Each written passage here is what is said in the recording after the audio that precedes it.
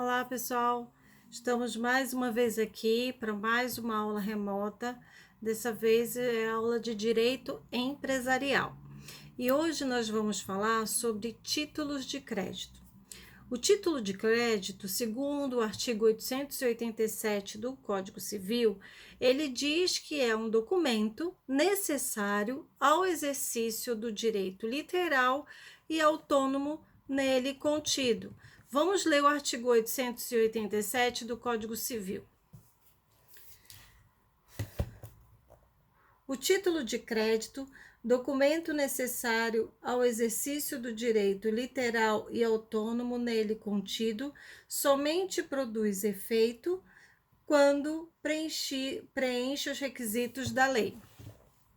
O Código Civil afirma ainda que os títulos de crédito só produzem efeitos se forem preenchidos os requisitos da lei. Como assim? A sua formalidade, vale ressaltar que, se caso for omitido qualquer requisito legal que tire ao escrito a sua validade, como título de crédito, não implicará a invalidade do negócio jurídico que lhe deu origem.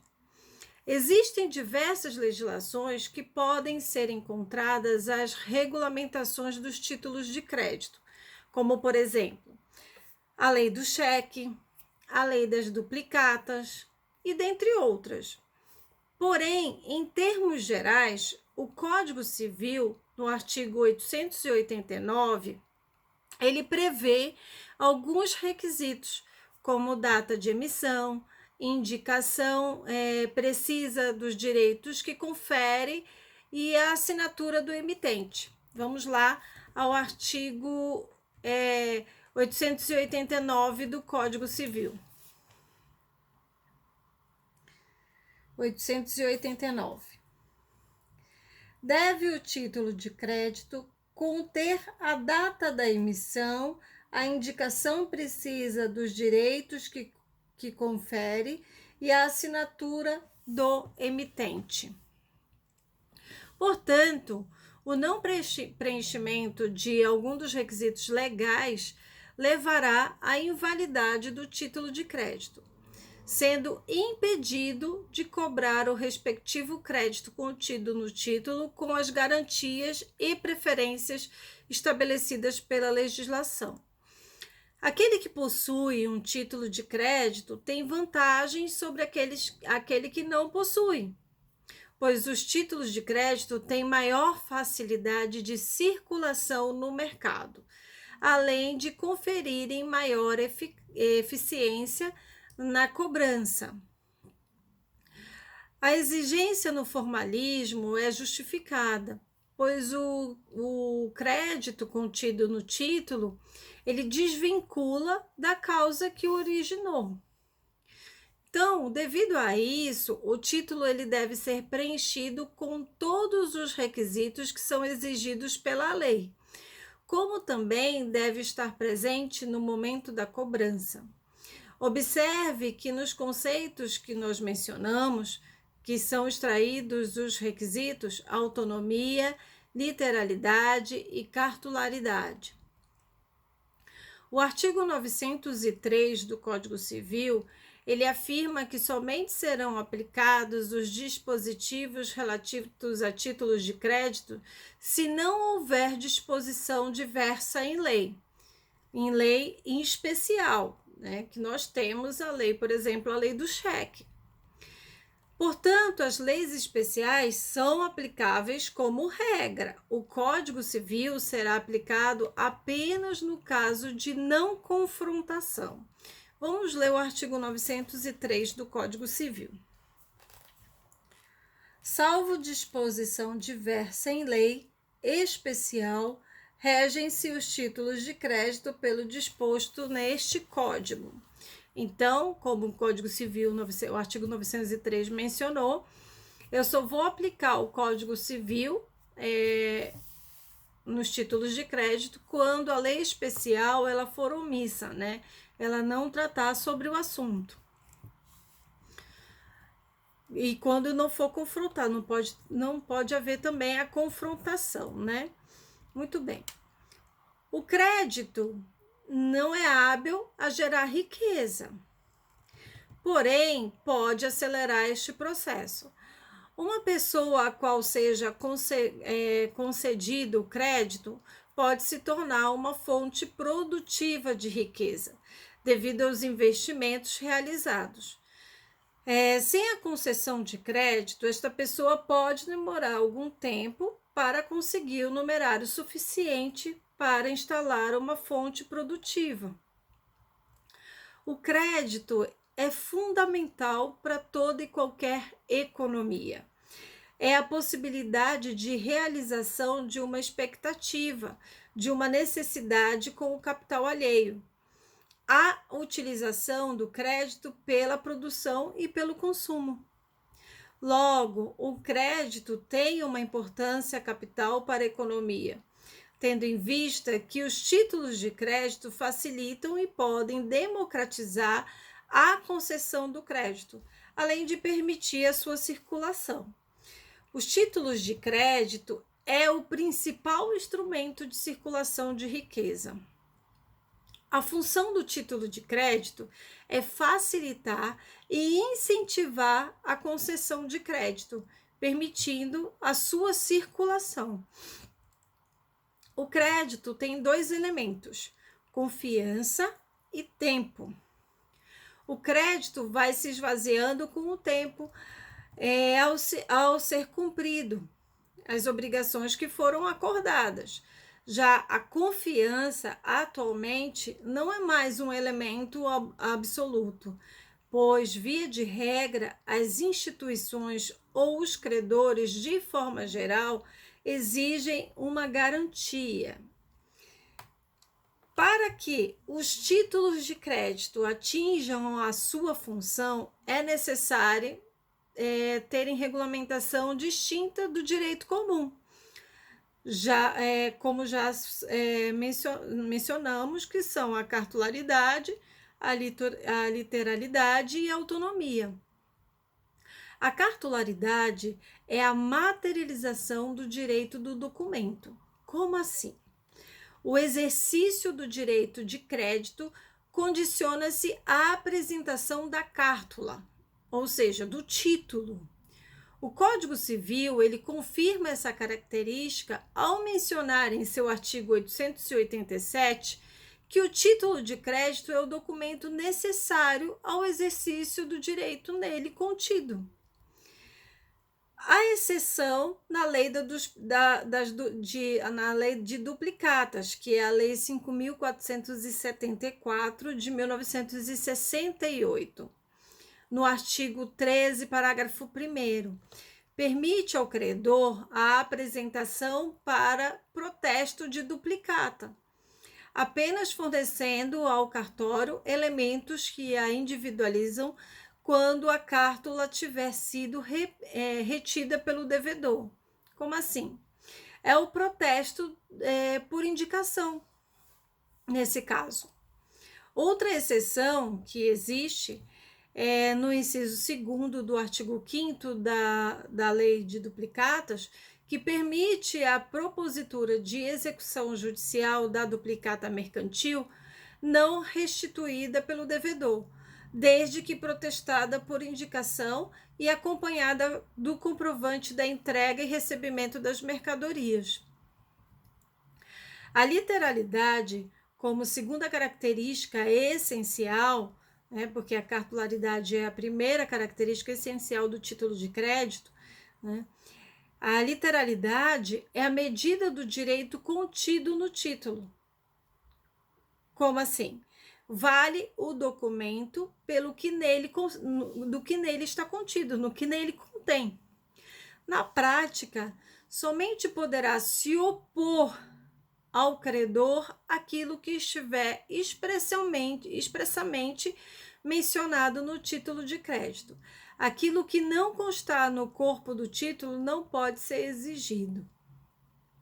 A literalidade e a cartularidade são excepcionadas pela lei das duplicatas, como já mencionado. O caso da cartularidade, no artigo 9º parágrafo 1º, prevê a quitação do título ser dada pelo legítimo portador do título em documento separado. A autonomia é a outra característica essencial dos títulos de crédito. Ou seja, as disposições que constam na cártula não se vinculam à causa que as originou, adquirindo autonomia a partir da expedição do título, como a obrigação de pagar uma nota provisória. Não é vinculado ao negócio que deu causa à sua emissão. A autonomia é requisito fundamental para a circulação dos títulos de crédito, uma vez que o adquirente passa a ser titular de um direito autônomo desvinculado da relação anterior. Agora, existem algumas características que não são essenciais, são requisitos não necessários apresentados pelo título de crédito.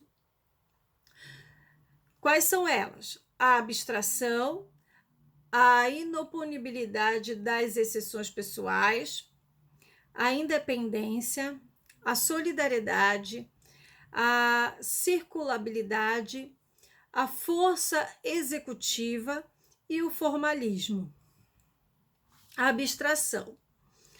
Os títulos de crédito, em regra, são documentos abstratos, ou seja, não tem ligação com relação jurídica oculta que lhes deu origem. Os títulos de crédito, eles são emitidos por alguma razão. Diante disso, tem uma causa.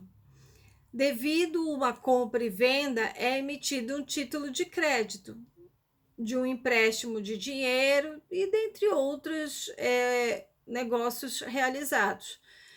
Todavia, esta causa, ela pode ou não ser declarada no título. Se a causa não estiver declarada no título, este será abstrato em relação ao negócio que lhe deu origem.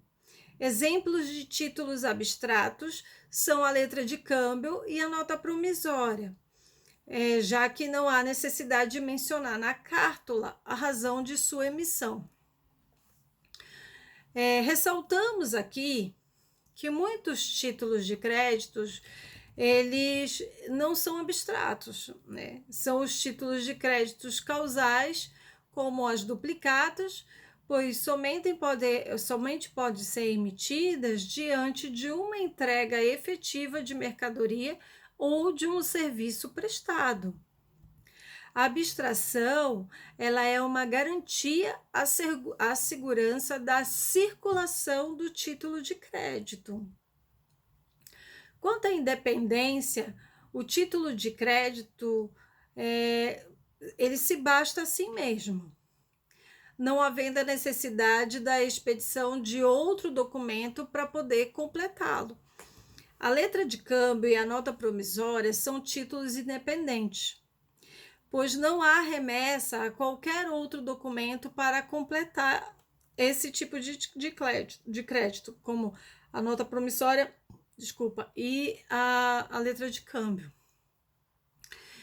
Existem outros títulos que dependem de outros documentos para serem emitidos, como a cédula de crédito rural.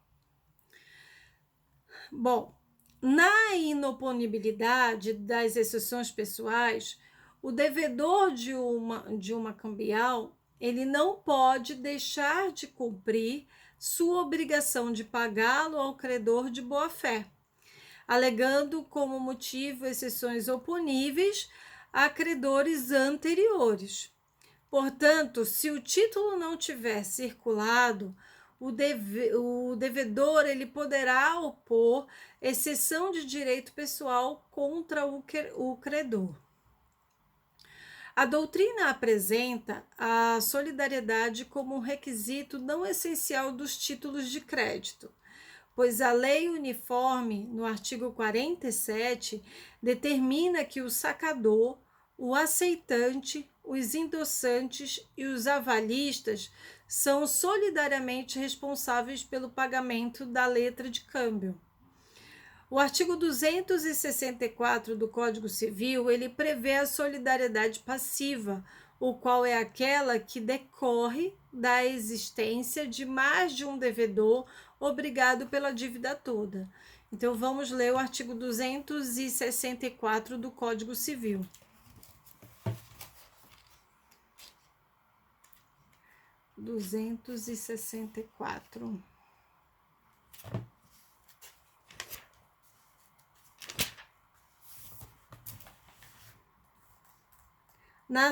A solidariedade quando na mesma obrigação concorre mais de um credor ou mais de um devedor, cada um com direito ou obrigado à dívida toda.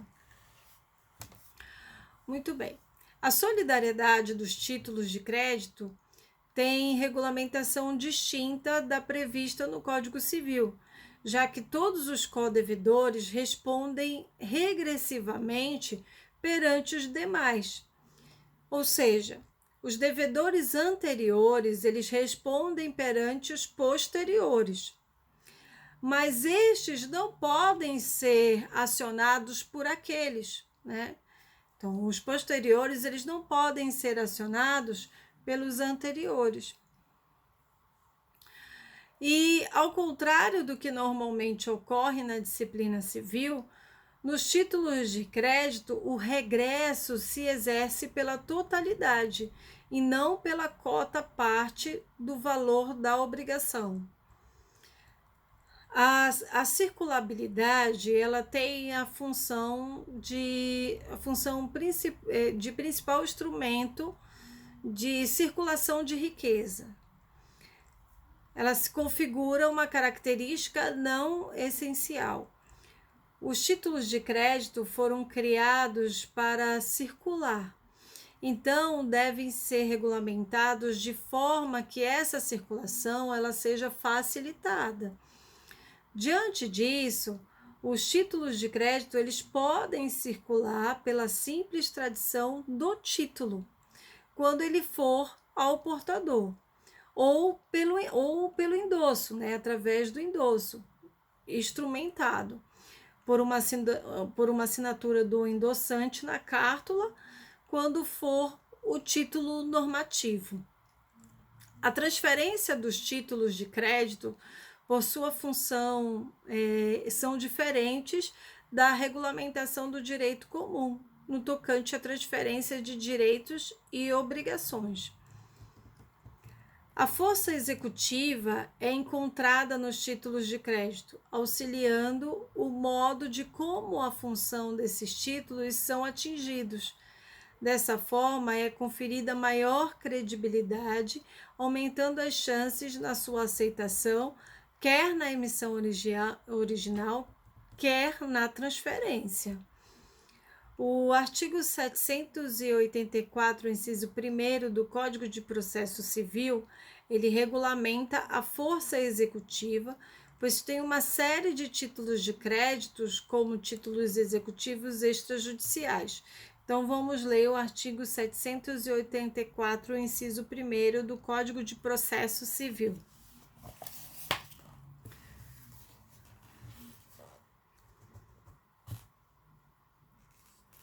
São títulos executivos extrajudiciais. Inciso 1º, a letra de câmbio, a nota promissória, a duplicata, a debênture e o cheque. Bom, concedidas prerrogativas especiais aos títulos de crédito, autonomia, força executiva, abstração, solidariedade e outros, porém, o artigo 887 do Código Civil somente é concedida eficácia se for preenchido os requisitos da lei. Então, vamos lá ao artigo 887 do Código Civil.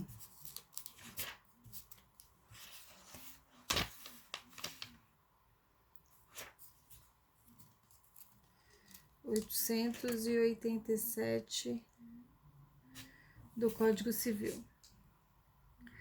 O título de crédito, documento necessário ao exercício do direito literal e autônomo nele contido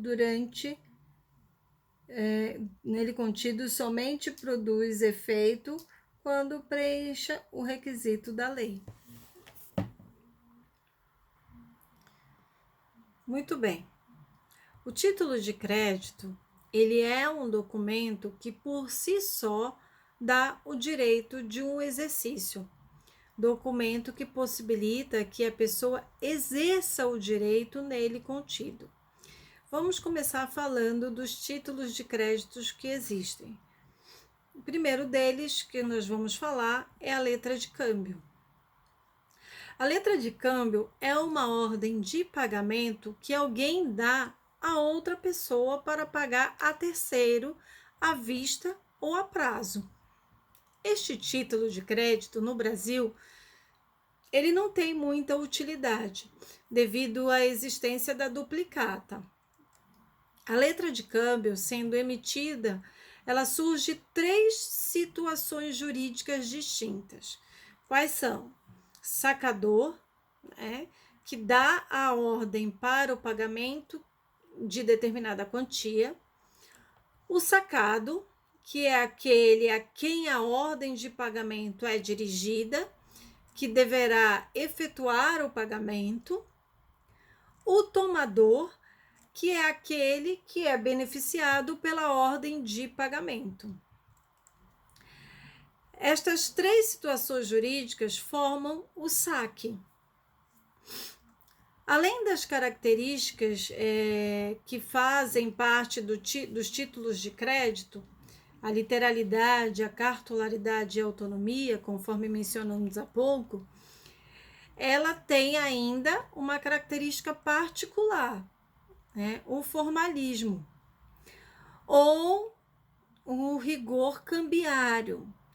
Devido a isto, a letra de câmbio deve ser revestida de um formalismo absoluto, sob pena de não ser considerado. Para o formalismo ser cumprido na letra de câmbio, tem certos requisitos, os quais são determinados por lei. A letra de câmbio ela deve conter os seguintes requisitos essenciais. A palavra letra de câmbio no próprio texto, ela deve constar no próprio texto. A quantia deve ser paga. O sacado, ou seja, o nome de quem deve pagar, deve constar na letra de câmbio. Deve constar também o tomador, o nome da pessoa a quem deve ser paga. Deve constar também o sacador, que é a assinatura de quem emite a letra de câmbio. Bom, no artigo 2º do Decreto 57.663 de 1966, admite que a letra de câmbio não indique a época do pagamento, pois entende que a letra de câmbio é um pagamento à vista. A lei dispensa ainda a expressa menção da época e do lugar do pagamento. Deixando de existir qualquer desses requisitos que nós mencionamos, deixa de ser letra de câmbio. Fica fora do direito cambiário. Existem algumas disposições gerais dos títulos de créditos que nós podemos mencionar. Por exemplo, o saque é um ato cambiário a partir do qual um título de crédito é emitido, gerando 3 situações. Primeiro, a do sacador. É aquele que dá a ordem de pagar. Segundo, a do sacado, o qual é o destinatário de uma ordem de pagamento, ou seja, do devedor principal. Terceiro, a do beneficiário, o qual é o credor ou o tomador. O saque implica os seguintes efeitos. Ele autoriza o tomador a procurar o sacado para poder receber o valor mencionado no título. na data de vencimento. Vincula o sacador, ou seja, aquele que emitiu o título, o pagamento como co-obrigado. Bom, temos também, dentro das disposições gerais dos títulos de crédito, o aceite.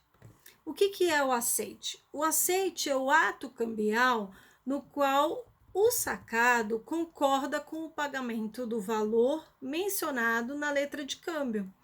Ou seja, é o ato de reconhecimento pelo sacado da dívida constante na cambial. A partir do aceite, o sacado, que é o aceitante, passa a ser o obrigado principal. A apresentação para o aceite chama-se de vista. O aceite é concedido na própria letra de câmbio, não tem validade em relação a terceiros, a promessa feita em documento em separado. O sacado não é obrigado a aceitar determinada letra de câmbio, podendo ele se recusar. Se ele recusar, ocorrerá o vencimento antecipado do título e a obrigação de liquidar o título passará ao sacador. O aceite é puro e simples, porém, o sacado ele pode concordar apenas com o que está inserido no título. Nesse caso, é o aceite parcial, pois o sacado expressa sua concordância com alguns termos inseridos no título, concordando apenas com parte inserido no título, havendo recusa quanto à outra parte, podendo deixar de concordar com o valor mencionado no título, efetuando apenas o pagamento parcial.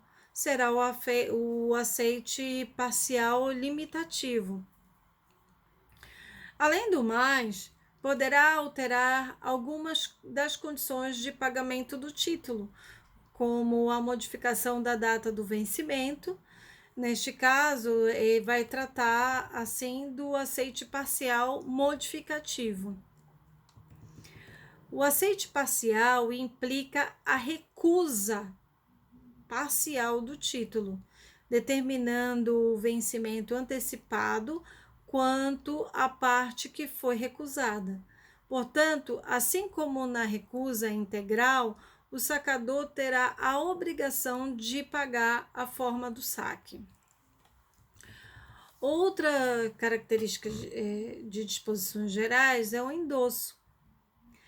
O endosso é o ato cambial que transfere o crédito representado por determinado título à ordem, ou seja, é o meio pelo qual é processada a transferência do título de um credor para outro credor, ou para terceiros, ou para outra pessoa. Tá? Bom, o endossante é aquele que endossa a letra de câmbio. É aquele que tem o crédito e é o tomador. E por força desse ato, transfere o crédito ao endossatário, aquele que se tornará o novo credor do crédito contido no título. O artigo 11 da Lei Uniforme, ele dispõe que toda letra de câmbio é transmissível por via de endosso. Portanto, para impedir a circulação da letra por endosso, deve sacá-la, né? Ela deve ser sacada em forma nominativa com cláusula não à ordem.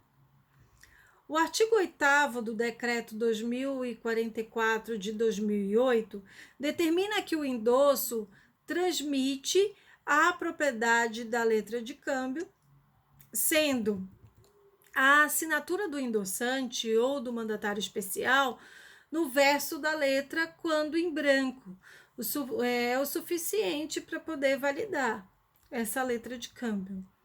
No caso de faltar espaço no título, os endossos podem ser escritos numa folha de extensão ligada ao corpo do título, né? Isso tem previsão no artigo 13 da Lei Uniforme. Somente o cheque tem limite para o endosso, pois só pode ser endossado uma única vez. O endosso, ele não é vinculado a condições, assim ele é puro e simples, quando a cláusula restrita será considerada inexistente ou não escrita. Então, o endosso parcial é proibido, tá? Eu tenho que endossar ele por completo. Bom, quais são os efeitos do endosso? Transferência do crédito, mencionado na cartula, e a vinculação do endossante ao pagamento do título, na qualidade de coobrigado. Quando tratar de transferência da cambial, ficam vinculados o endossante, o sacado e o endossatário para o pagamento do título.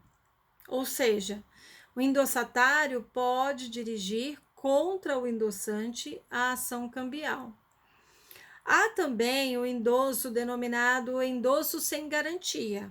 É aquele que o titular ele procede à transferência da titularidade da cartula sem se obrigar ao seu pagamento. Este procedimento é autorizado pelo artigo 15 da Lei Uniforme. Portanto, havendo disposição específica, o endossante proibirá um novo endosso, não garantindo o pagamento às pessoas a quem a letra for posterior endossada. Quais são as espécies do endosso? Nós temos o endosso em branco, né?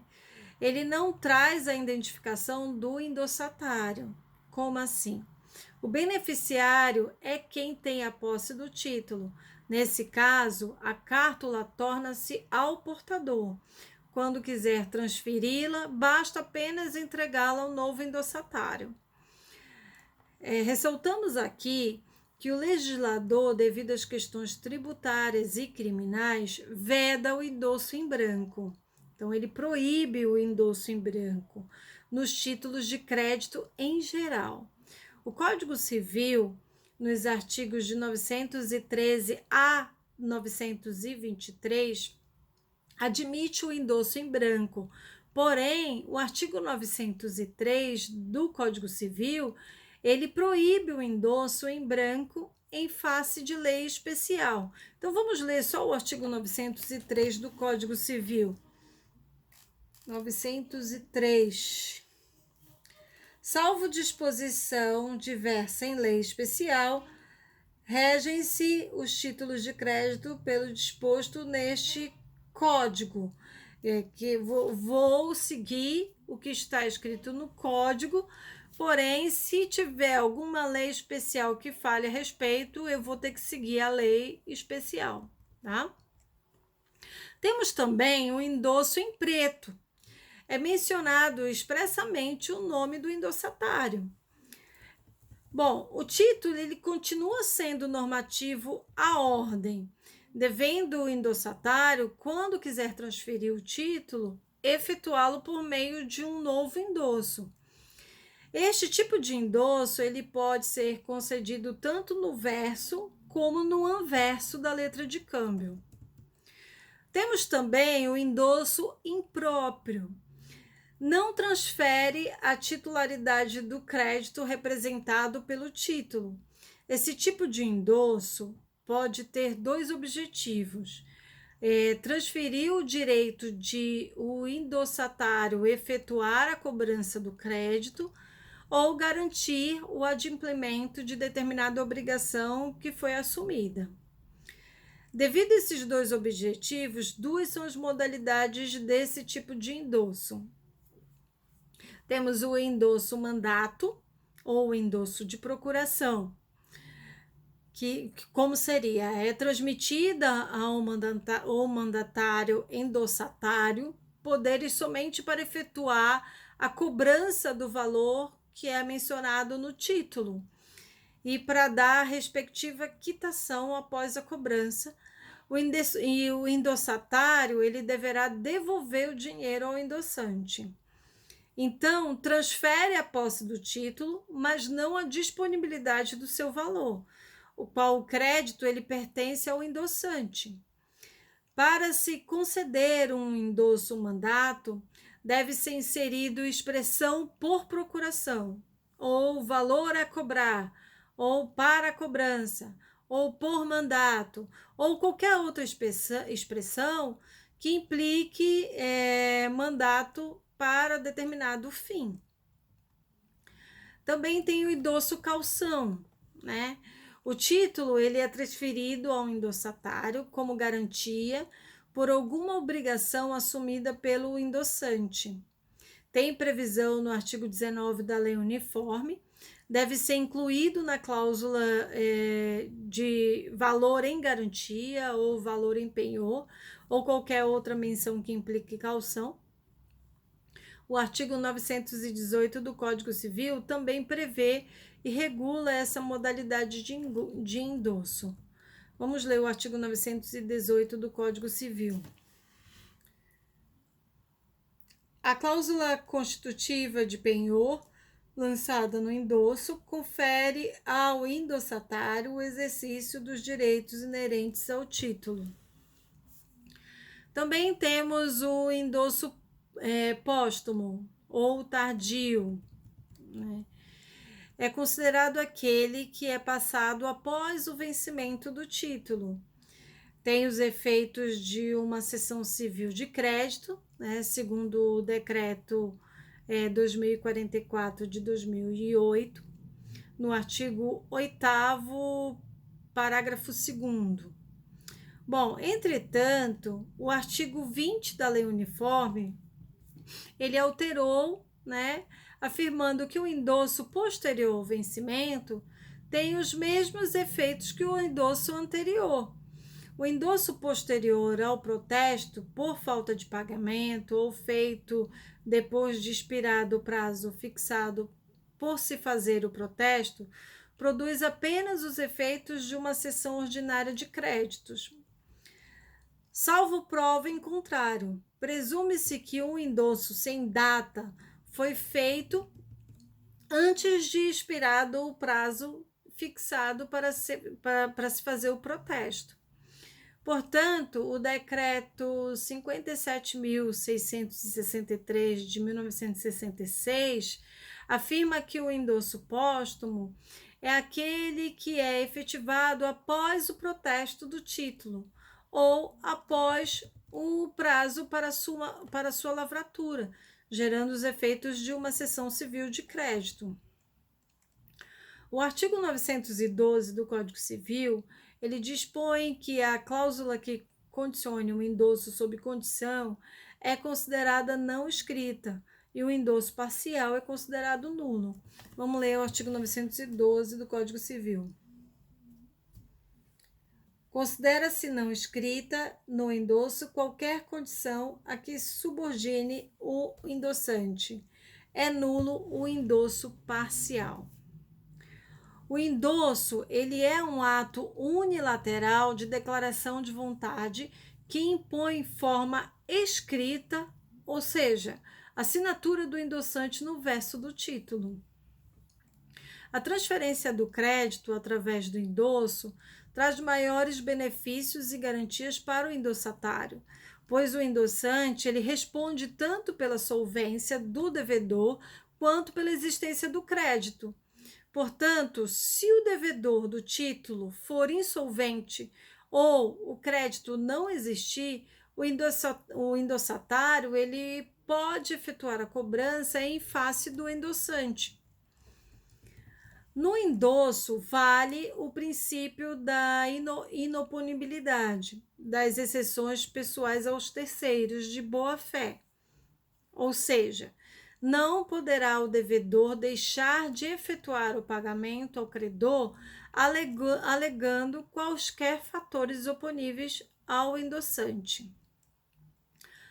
Bom, outra característica é o aval. O que é o aval? é um ato cambial de garantia. Por meio do aval, determinada pessoa, que pode ser avalista ou dador do aval, ele garante o pagamento do valor mencionado em título de crédito, seja em favor do devedor principal, seja em favor de algum coobrigado, denominado avalizados. O avalista, ele se torna obrigado solidariamente com aquele a favor de quem dá o aval. O aval é uma obrigação autônoma de qualquer outra. O avalista que está sendo executado por uma obrigação avalizada, ele não pode se opor ao pagamento. O aval é uma obrigação formal, autônoma, independente e decorre da simples aposição no título da assinatura do avalista. O aval conduz ao avalista as mesmas responsabilidades relativas ao avalizado, além da obrigação ser autônoma em relação a esta, né? A simples assinatura do avalista de próprio punho é suficiente para a validade do aval. O artigo 31, a linha 2 da Lei Uniforme, exige que a assinatura seja aposta na face anterior à letra, a não ser que trate de assinatura do sacado ou do sacador, cujo aval ele pode ser dado em qualquer parte do título. Caso não seja identificado para quem foi dado o aval, presume-se que ele foi dado a favor do sacador. Como o endosso, o aval ele pode ser em preto, no qual haverá a identificação do avalizado, ou em branco, sem identificação do avalizado. Neste caso, o aval sempre será a favor do sacador, ou seja, aquele que primeiro se obriga. O artigo 1642, inciso 4º e 1647, inciso 3º do Código Civil, ele fez uma inovação acerca do aval, o qual prevê que nenhum cônjuge pode conceder o aval sem autorização do outro, salvo em caso de regime de casamento, de separação absoluta, pois poderá invalidar o aval. Então, vamos ver o artigo 1642, inciso 4º do Código Civil. 1642, inciso 4º.